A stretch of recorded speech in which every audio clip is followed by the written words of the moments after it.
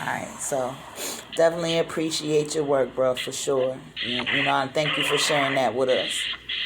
So, Ain't no doubt. oh, for sure, bro. So let me ask you this, or what? Give us your perspectives about this so-called woke movement, right? And why do you Okay. think it's connecting so strongly to your song? Okay. Okay. That's a good question. Uh, okay. Before I give my perspectives on it, let's break down the definition of the word woke.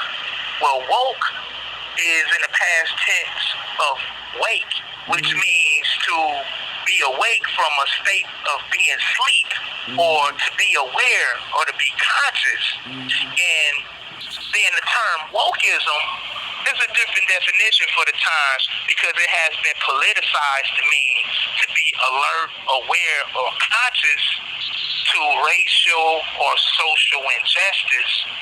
So I guess I can look at this like four ways. I can break it down first in the historical sense, two maybe in the spontaneous consciousness sense, three biblical prophecy, and four the way it's weaponized.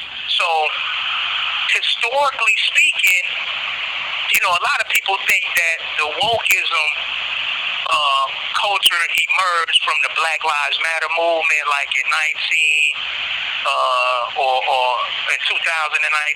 2020, but you can go a little deeper. I know we done heard guys like Childish Gambino and his Redbone song say, "Now stay woke," and it's a lot of other people that's been pushing the woke part. We see it on TV, but a lot of people that trace the wokeism to an essay by an African American novelist named William Kelly. The essay is entitled "If You're Woke, Dig It," end quote. This was published in the New York Times in, I think it was 1962.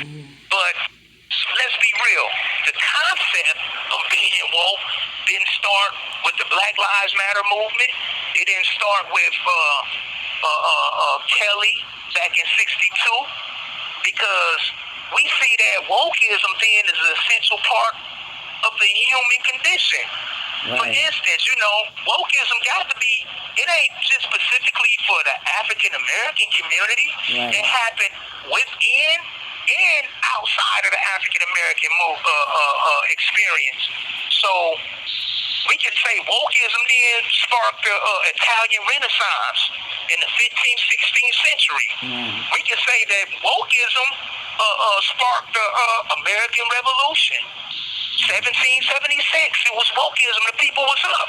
We can say wokeism then sparked the Enlightenment periods of Europe from the 16th century to the 17th century, or the French Revolution in the 18th century. The Haitian Revolution, which was sparked, because of the Enlightenment period, of the French Revolution. What about the women's rights movement? Ain't that wokeism too? Yeah. Ain't the civil rights movement of the 60s Right. wokeism? Right. I mean, we can't just define, us waking up in this particular period and hold it to this particular period. We know that people have been awakened for a long time. We just didn't call it wokeism. Right. It was, being enlightened, so woke is woke, whether you was, Harriet Tubman or Frederick Douglass or John Brown, Angela Davis. Tupac was woke, Kendrick Lamar woke, J. Cole woke, was Spike Lee the filmmaker woke, Quentin Tarantino woke then, Black Thought the rapper is woke, Issa Rae is woke, Jordan Peele is woke, Nas, Jay-Z, Jay Renee, you woke, you know what I mean? So wokeism is definitely something bigger than the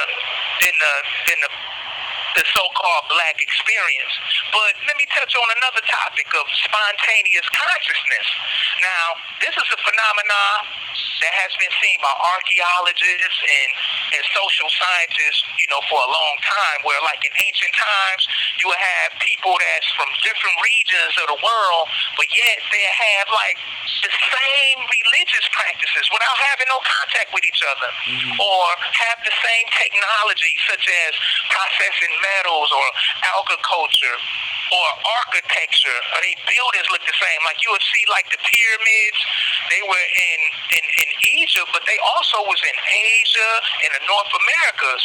But it has seemed like this wokeism spread all around the globe. But I'm here to say that the internet put that out there because ever since the advent of the internet, it has globalized thought.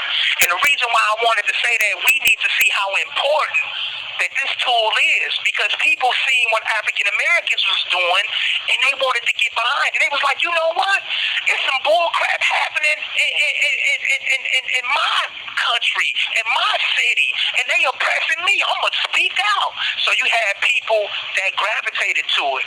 And then, sometimes you would get people that would say, Elon Musk, 5G, is the reason for this spontaneous consciousness. And then, the next thing is the biblical prophecy. I think the biblical prophecy of the book of Daniel, if anybody turn your pages, man, to the book of Daniel, chapter 12, and just read through there, and you will see that it was a particular time that God or Yahweh was telling the people that he was going to deliver the people, protect the children of his people. And he said in that time, people will awake, some to everlasting life, and others to everlasting contempt. And I'm looking like, man, that's real parallel to what's going on right now.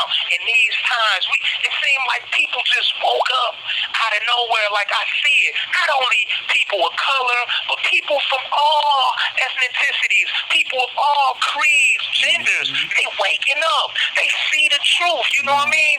And it look biblical. And then let's talk about the people that awake to contempt. Think about this. A lie steal your choice, right? A lie steal your choice.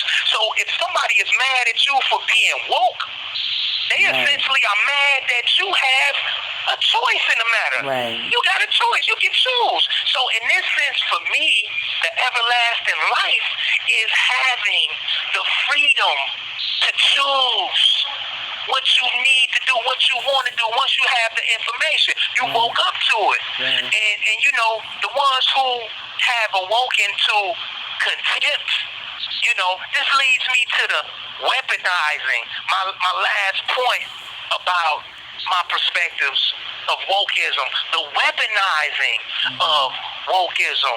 So now, think about the people in contempt. When we look on TV, whether you're a Republican, Democrat, it don't matter your race, conservative, liberal, if you mocking somebody for being woke or making it a joke, right? Right. Basically you saying you don't want them to grow. How can you be mad? Only people that get mad at people that know stuff is pimps and slave masters, right? That's it. Con men, they get mad when you know the truth. Right. When you know the truth, they don't want you to know the truth. Right. So now, who would be mad at people being woke? And you got this movement out there of people that want to say, they woke, to make jokes out of it. But this is no joke for all my real brothers and sisters out there that's definitely trying to grow, to be bigger, to get closer to God. You know what you need to do. You need to know. You need to inform yourself. You'll go, man, to the book. God said he destroyed his people who didn't want knowledge for their lack of knowledge. They didn't want to learn. So if you don't want to learn, the universe will reject you. However you want to look at that spiritual context. So let's think about this. Let's look at wokeism like this too. Okay. How can you wake up somebody pretending to be asleep? Right. You can't wake up nobody pretending to be asleep. Right. They playing. Right. They either are doing it on purpose out of cowardness or they doing it deceitfully, right? They want to act like they sleep, but they woke. They know what's going on because guess what? They benefit from you being asleep. You know what I mean? So then, let's look at wokeism. Wokeism is levels to being woke. Let's say like the Black Lives Matter movement, the people, the boots on the ground. And it's very important what people are doing. But at the same time, that's the lowest part of it, but that's the spark. That's the spark. We need that. But we on the ground and we fighting when a lot of this stuff is coming up top. So you probably heard the term, I'ma look over you for what you did. Well, think about that like this.